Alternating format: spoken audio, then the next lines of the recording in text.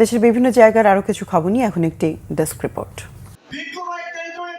BNP chairperson সাবেক প্রধানমন্ত্রী বেগম খালেদা জিয়ার সুস্থতা কামনায় ইফতার ও দোয়া মাহফিল হয়েছে ফরিদপুরে।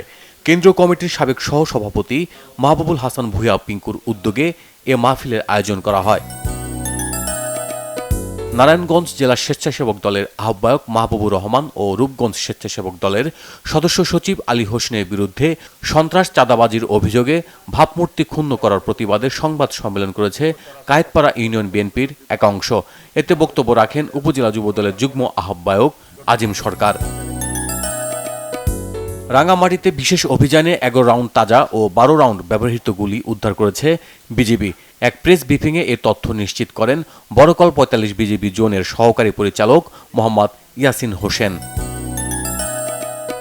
অর্থোপেডিক চিকিৎসক ডাক্তার আতাউল হকের বিরুদ্ধে ভুল চিকিৎসায় পঙ্গুত্ব বরণ করার অভিযোগে সংবাদ সম্মেলন হয়েছে জয়পুরহাটে।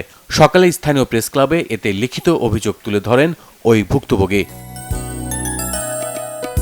ভিটামিন এ প্লাস ক্যাম্পেইন উপলক্ষে সংবাদ সম্মেলন হয়েছে ব্রাহ্মণবাড়িয়ায়। দুপুরে সিভিল সার্জন কার্যালয় মিলনায়তনে এতে উপস্থিত ছিলেন civil surgeon doctor Mohammad Noman Mia. দূষণ মোকাবিলায় ক্লিন বাংলাদেশের উদ্যোগে প্লাস্টিক এক্সচেঞ্জ কর্নার স্থাপন করা হয়েছে চট্টগ্রামে। সিটি কর্পোরেশনের সহযোগিতায় নগরীর কাজী দেউরি বাজারে উদ্বোধন অনুষ্ঠানে উপস্থিত ছিলেন city mayor doctor Shahadat Hossain. পল্লীকবি জসিমউদ্দিনের ৪৯তম মৃত্যুবার্ষিকী পালন হয়েছে ফরিদপুরে।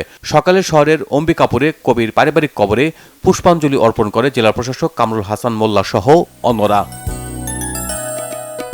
সনাতন ধর্মাবলম্বীদের দোল উৎসব হয়েছে ময়মনসিংহে। সকালে নগরীর দুর্গাবাড়ি মন্দিরে দোল মঞ্চে আবির ও রং মাখিয়ে উৎসবটি পালন করে শিশু কিশোর থেকে শুরু করে তরুণ তরুণীরা। Bangla vision news desk.